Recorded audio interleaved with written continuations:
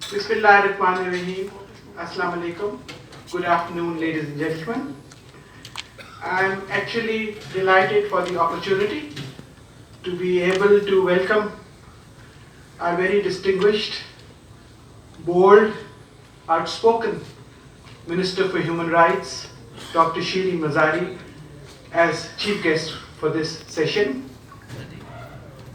I'm also happy to welcome a very dedicated Secretary Health, Parliamentary Secretary Health, Dr. Nausheen Hamid. And again, another doctor. I'm surrounded by 3 doctors somehow, which is quite a challenge. So, Dr. Bakhtar, Country Head of UNFPA. Ladies and gentlemen, 16 days of activism, as you all know, is a campaign to combat violence against women. And the reason why and how it started is not known to many. So just to give you a brief background, in 1960, in the Dominican Republic, 3 sisters were brutally murdered, and then the same night buried in the hills, very quietly. But the news spread, and out it reached to other countries of the world. And the world started to mourn the death of these 3 brave sisters, known as the Mirabal sisters. Finally, in 1999, look how long it takes for something to be registered.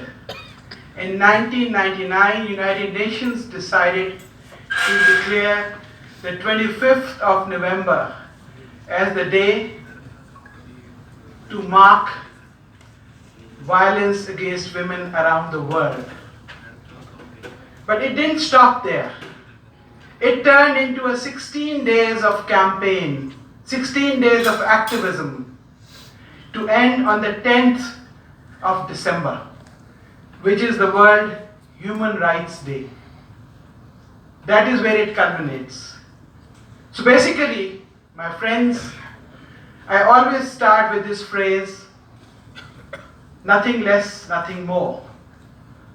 All we want is that we should be treated as human beings. And all we ask for is the basic human rights, which are the rights for women. The right which is given to us by the Constitution of Pakistan, the rights which are ensured by our religion. These are the rights that we, the women of Pakistan, are demanding today. For these 16 days of activism, Minister Sahiba, we launched a very comprehensive campaign, because when I took over the charge about 3.5 months ago, I realized that there was a very strong wave of violence in the country. And for us, anything and everything was important. But top of the agenda had to be violence against women. So we said, let's make use of these 16 days of activism. And as a matter of fact, we started on the 2nd of November, way before the original date, because there was so much planned and so much that we wanted to achieve. The first day was with the Kashmiri refugee camps in Azad Kashmir. From there we gave a call to our sisters and mothers and daughters across the borders, who I think are the major victims of violence as compared to any part of the world. And then from there onwards, it was the entire country. You will not believe, ladies and gentlemen, that when we looked at the calendar of events from Balochistan, they had 70 activities planned.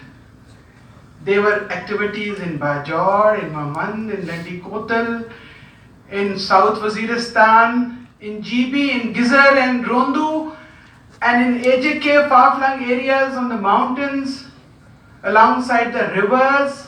It is unbelievable. The impact in interior Sindh, south of Punjab was so huge and so great.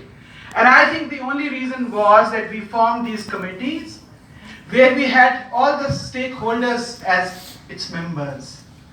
Initially when I formed these committees, there were a lot of criticism and repercussions because people said that how can you put parliamentarians with the civil society and the women machineries all together in one committee. But NCSW, the provincial commissions, everybody was there. The representatives of the Human Rights Ministry, because we all cannot function in isolation. We have to be together to fight this war. And thank God, to some extent we have succeeded. We have discovered male role models, men with integrity and honor, who are now today working as our ambassadors.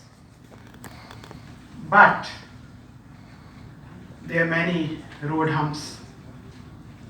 It's not that easy. You know that violence, as they say, is the world's most pervasive form of crimes and least prosecuted. The government is doing whatever it can. There is a helpline by the Ministry of Human Rights. The Islamabad police is running a 24/7 helpline. The Punjab government has made a Women's Safety Act. There are so many things which are being done to protect our women. But you can't expect the government to enter the homes and protect them inside their homes, ladies and gentlemen. That is a question for the society now. We can plan to provide psychosocial support, post-rape care, prompt response by the police, prompt response by the healthcare system. But, end of the day, there are daughters as a society, our mothers, our sisters. If we can't protect them, the police cannot be held responsible. We put the law enforcing agencies and the lawyers together in these 16 days of activism. We brought the parliamentarians, the political elite and the chambers, for example, the economically empowered women. Everything that is possible we're trying to do. We're trying to bring people together, build these bridges. But towards the end of this campaign, where tomorrow the President of Pakistan himself is going to inaugurate the National Gender Data Portal, where we'll have all the gender aggregated data available just by one click of your finger. So much is happening, and look at what happened yesterday.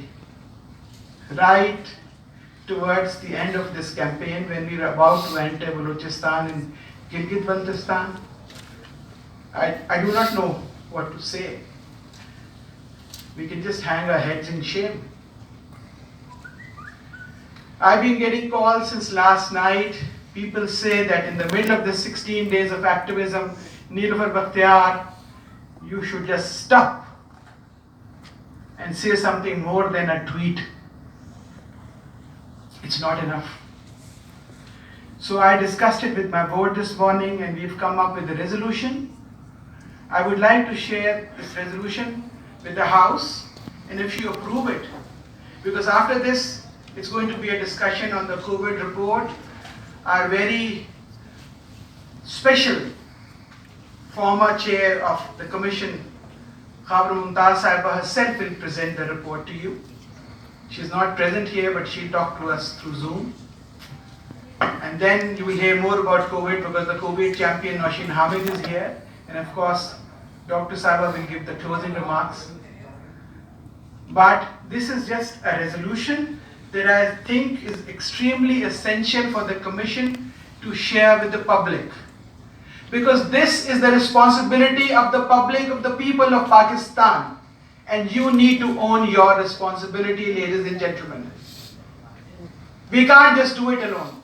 It cannot happen. Words are insufficient to convey the appalling incident that took place in Faisalabad. The women treated with utter disregard, disgraced and humiliated publicly. Just condemning this gruesome incident is not enough.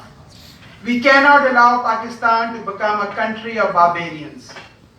It is imperative we take action immediately. We seek your endorsement over the decision we are taking, which is demanding the IG Police and Chief Minister Punjab to seal that particular market immediately for no less than a month while the investigation proceeds. This will show the community that actions have consequences. If the House agrees with me, I would request you to raise your hands. Thank you, ladies and gentlemen. Thank you, distinguished guests, once again. Thanks to all of you.